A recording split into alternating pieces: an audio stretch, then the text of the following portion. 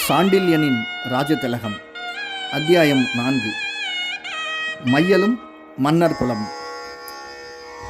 மணல் மேட்டருகே வந்ததும் எட்டவே சில வினாடிகள் நின்று தன்னை உற்று நோக்கிய பல்லவ இளவல் மீண்டும் ராஜநடை போட்டு மெல்ல மெல்ல தன்னை நெருங்க முற்பட்டதை கண்ட மைவழிச் செல்வி விவரிக்க இயலாத வேதனைக்கும் சங்கடத்திற்கும் சினத்திற்கும் உட்பட்டதாதலால் அவள் கண்கள் கனலையே கக்கியது அன்றி அவள் அழகிய உதடுகளும் நில்லுங்கள் அப்படியே என்று கடு சொற்களை உதித்தன. கால்களுக்கு திடீரென்று யாரோ விலங்குகளை பூட்டியது போல் அந்த சொற்கள் பல்லவேளவன் நடையை தேக்கிவிடவே சட்டென்று நின்றுவிட்ட அவன் தனது கண்களை மணற்குன்றின் மேல் நின்றிருந்த மங்கை மீது மீண்டும் ஓடவிட்டான். தன் கால்களுக்கு விலங்கிடம் வல்லமை அவள் விசித்திர அழகுக்கு எப்படி ஏற்பட்டது என்று சிந்திக்கவும் தொடங்கினான். பாவம், பல்லவேளவல் எத்தனை அபாக்கியன்! கம்பன் பிறப்பதற்கு நீண்ட காலத்திற்கு முன்பு பிறந்து விட்டானே. இல்லையேல் மகாகவி கம்பன் தாரை தேர்ந்தெடுத்த விலங்கு மெல்லியல் என்று வர்ணித்திருப்பதை படித்திருப்பான் அல்லவா? படித்திருந்தால் அற்புத அழகுக்கு எந்த ஆடவனையும் விலங்கிட்டு அசைவற்று நின்றுவிடச் செய்யும் விசித்திர சக்தி உண்டு என்பதையும் புரிந்து கொண்டிருப்பான் அல்லவா? கம்ப காவியத்திற்கு முன் அவன் பிறந்தால் என்ன? உணர்ச்சியை தூண்டும் அந்த ஓவிய பாவையை மீண்டும் பார்த்து பிரமித்து அசைவற்று நின்றான் பல்லவேளவல். அந்த நேரத்தில் நிலவு கதிர்கள் அவள் உடலெங்கும் தழுவிச் செல்ல நிலவுக்கு அழகு செய்யும் நிலவேன யார் மனதையும் மயக்கும் மோகன வடிவத்துடன் நின்று நின்றாள் மைவிழிச் செல்வி.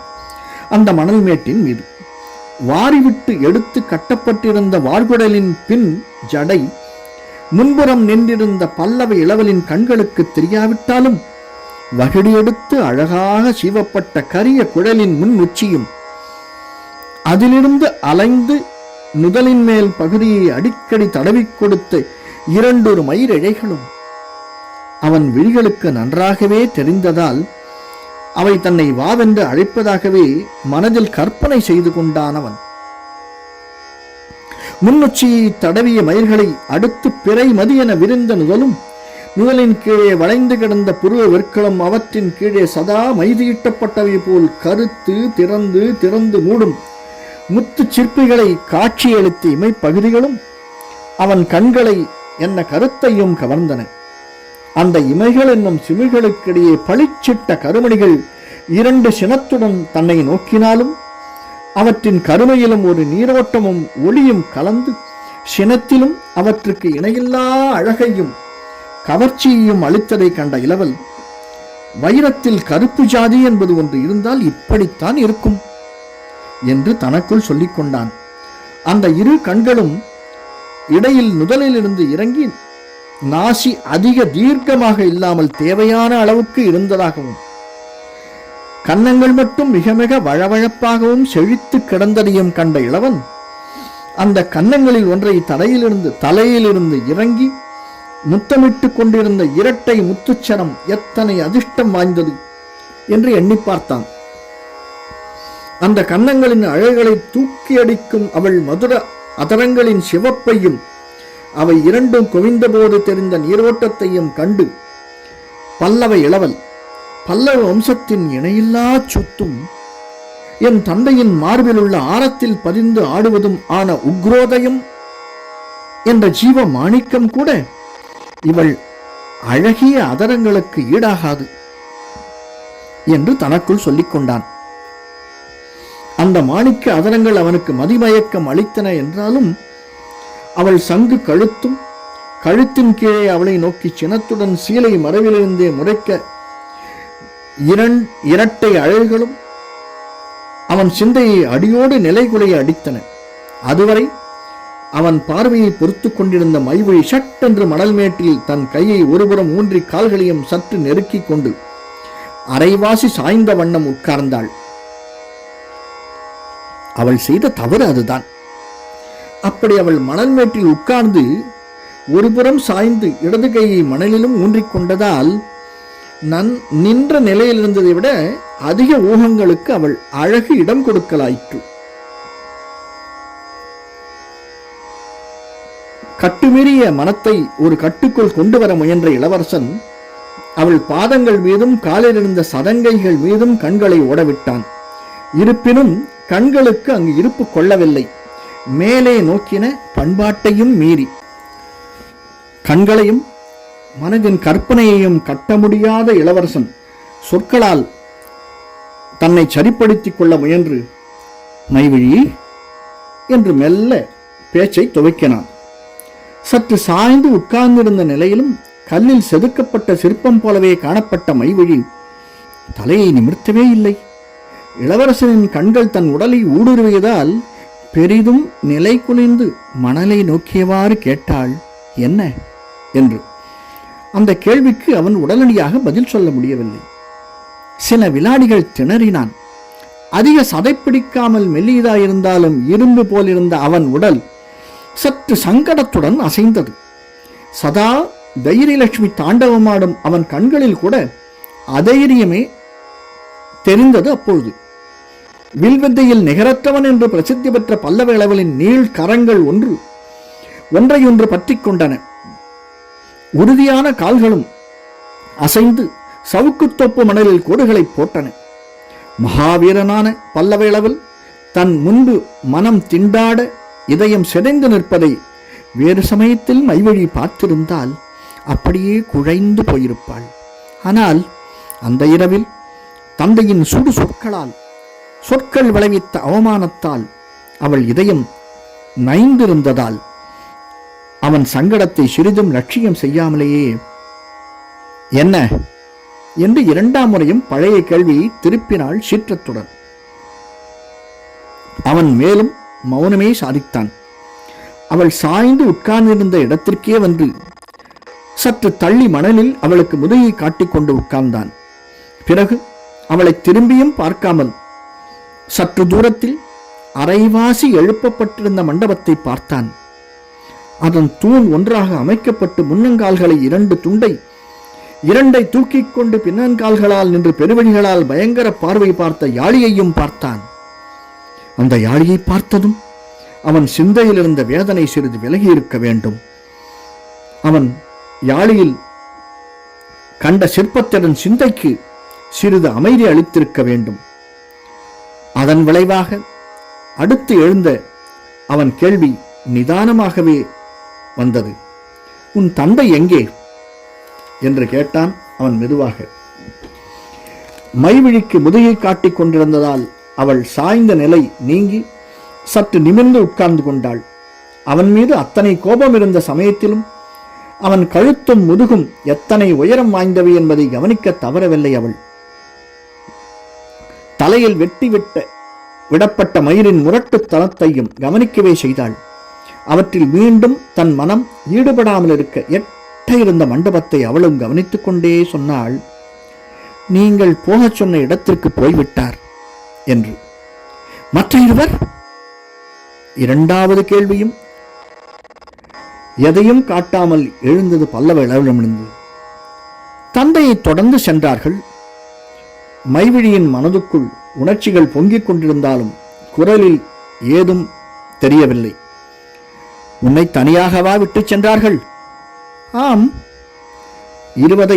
இதுவரை சாதாரணமாக கேள்வி கேட்டு வந்த இளவரசன் திடீரென்று உட்கார்ந்த நிலையிலேயே அவளை நோக்கி திரும்பினான்.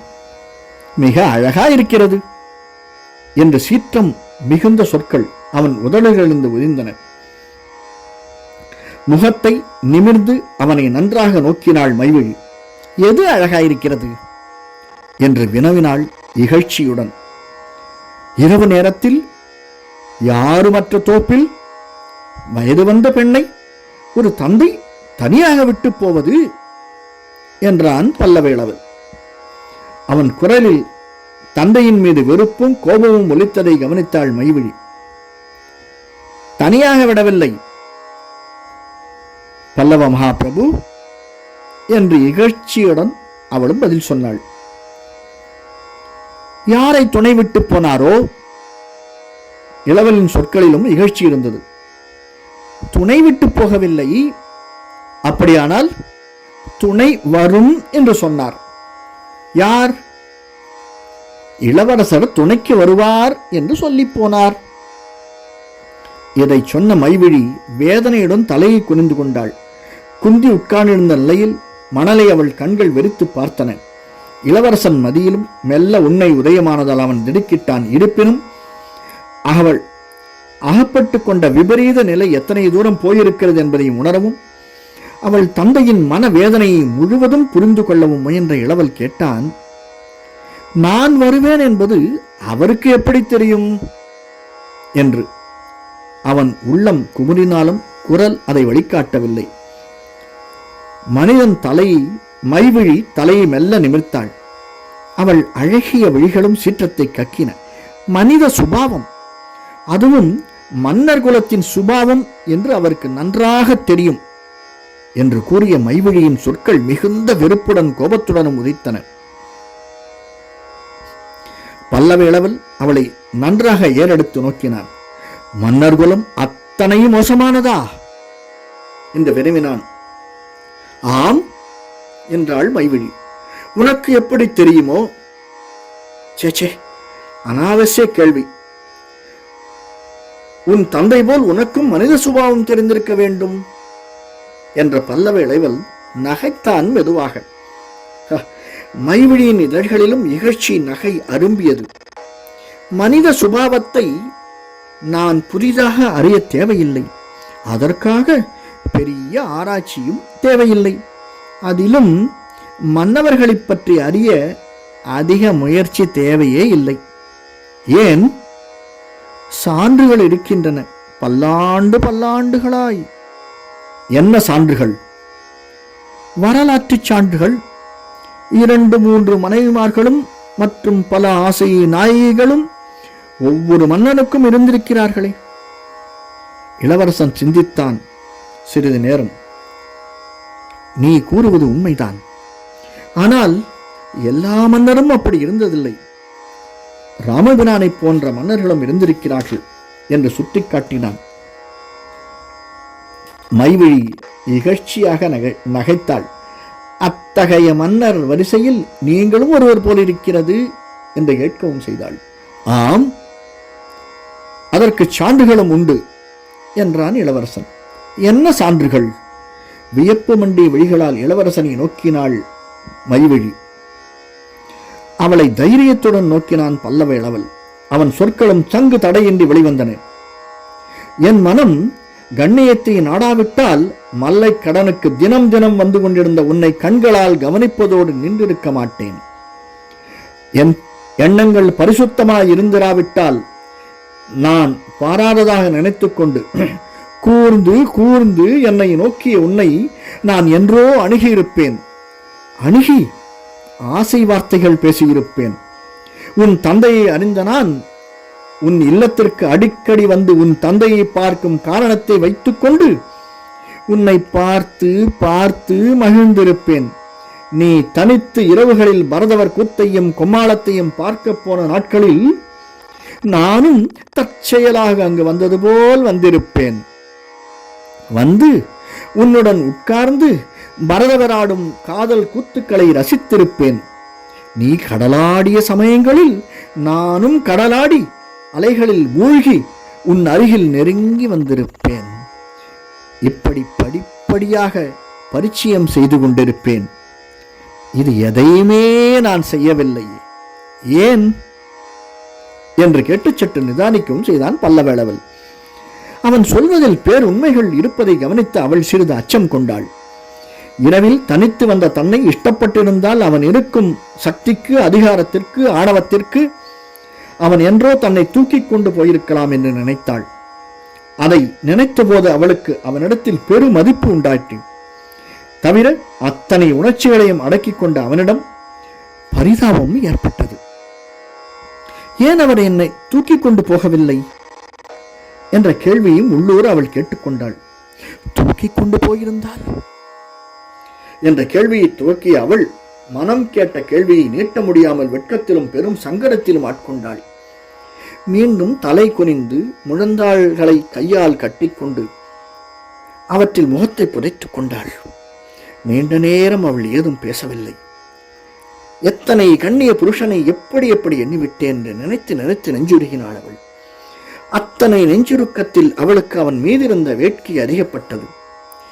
மன்னர் குலத்தில் எத்தனை சிறந்தவர்களாயிருக்கிறார்கள், உதாரணமாக இவரே இருக்கிறாரே என்று ஏதேதோ எண்ணினாள். தன்னை பெரிதும் வெறித்துக் கொள்ளவும் செய்தாள். தந்தையும் போய்விட்டார், அடுத்து இவர் என்ன செய்யப் போகிறார், இந்த மணற்குண்டிலேயே இரவை ஓட்டிவிட முடியுமா என்று சில கேள்விகளையும் எழுப்பிக் கொண்டாள்.